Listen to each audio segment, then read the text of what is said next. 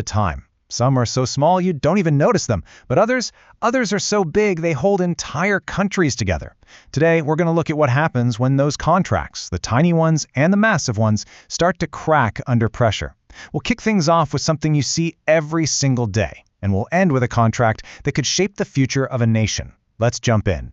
Right. It all starts here with something you've probably seen 1,000 times. This little banner. You're just trying to read an article or watch a video, and boom, this thing pops up asking for your consent. It feels like the most boring, mundane thing on the internet. But if you stop and think about it for a second, what is this really? See, it's a contract. A tiny, little digital handshake. You click accept, and in exchange for a little piece of your data, you get to see the website you came for. It's a super simple, super low-stakes agreement that we all make, probably without even thinking about it. Okay, now let's scale that idea way up. I want you to imagine a contract that isn't about cookies and websites, but one that's about national security, about a country's identity, the very fabric of its society. What happens when that kind of agreement, one built over decades of trust, starts to fall apart?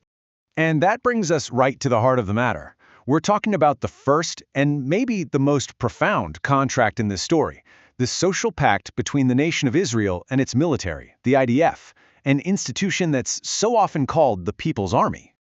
And listen, the alarm bells aren't being rung by some outside critic. This is coming from the inside. This is an urgent strategic alert from Israel's own Institute for National Security Studies, the INSS.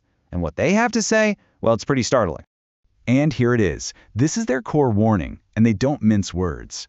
The model of the IDF as the People's Army is at risk of dissolution.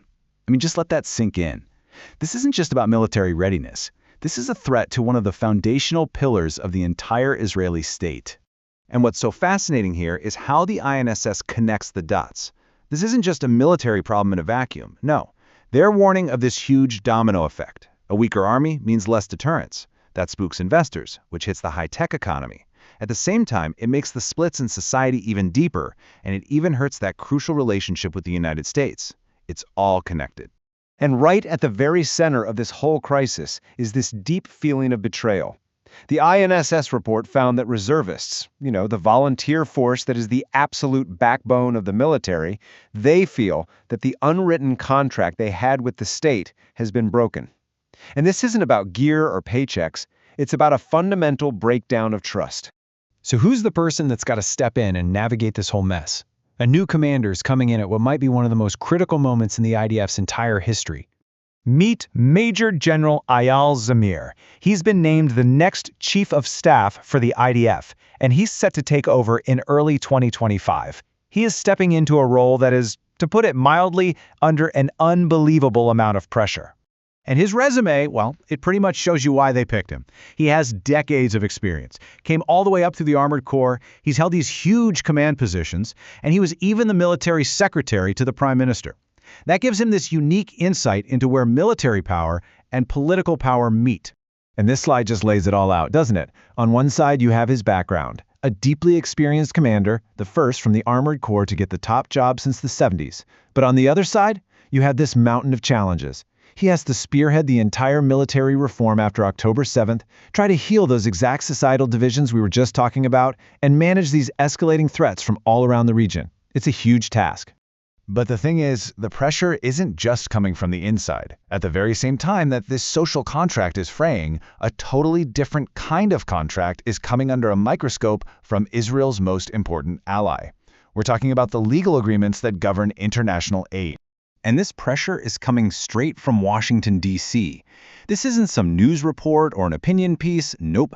This is a formal letter from a group of U.S. senators writing to the Secretary of State, and they're demanding answers about whether a key ally is following American law.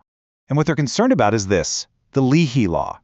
To put it simply, it's a U.S. law that says American aid money can't go to foreign military units if there's credible info that they've committed gross human rights violations. It's a legal contract, right? A set of rules tied directly to billions of dollars in aid.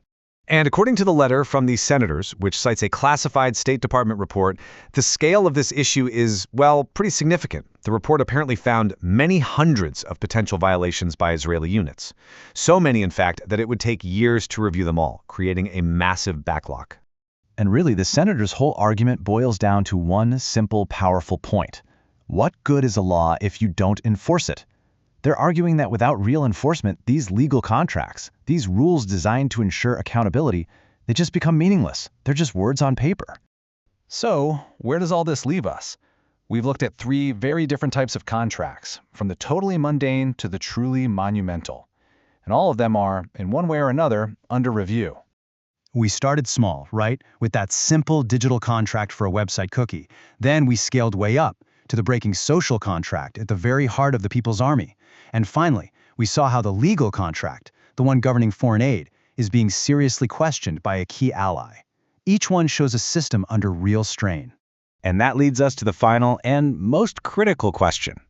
The IDF is facing a crisis of identity from within and a crisis of accountability from without. So for an army that was built on this unique social pact, what happens when the terms of that pact and the rules from its allies are all being challenged at the exact same time?